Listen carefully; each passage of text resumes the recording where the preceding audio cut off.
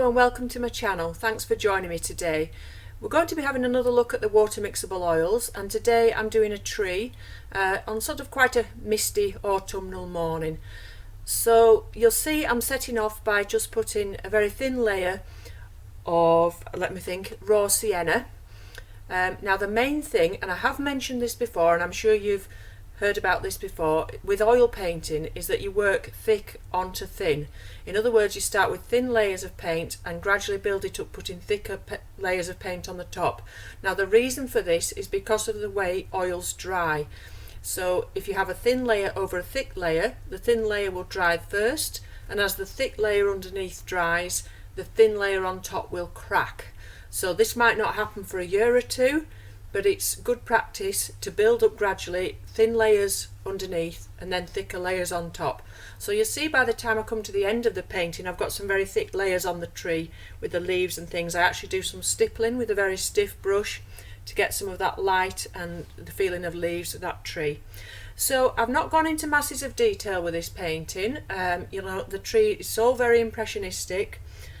Quite a small piece of paper, it's about an A4, and it's an oil paper.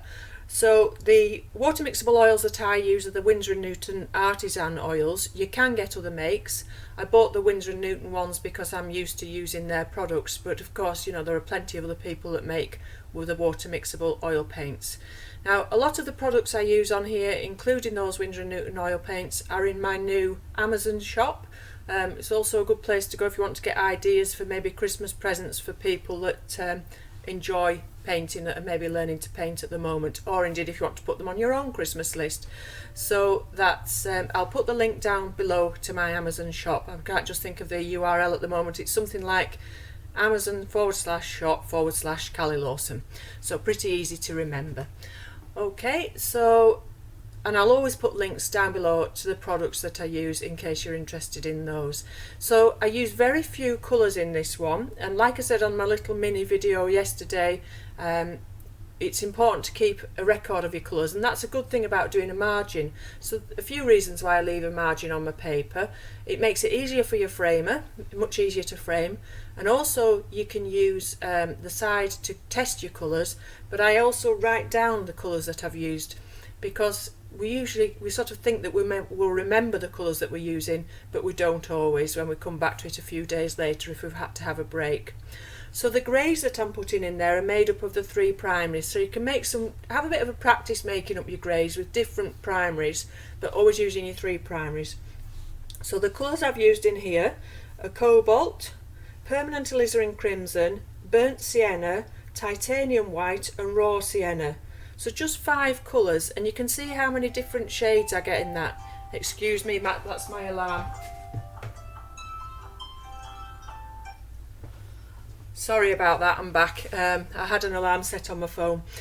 So yeah, so making up your greys, but you can see how I've got a lot of different colours in there just using those 5. So I've made it quite purpley. The greys are quite purpley there, using plenty of the Alizarin Crimson to make it quite a warm morning. So I think that's about all I've got to tell you. So you can see I did a very rough sketch just using the burnt sienna, and then, like I say, I came on to put these greys in various shades.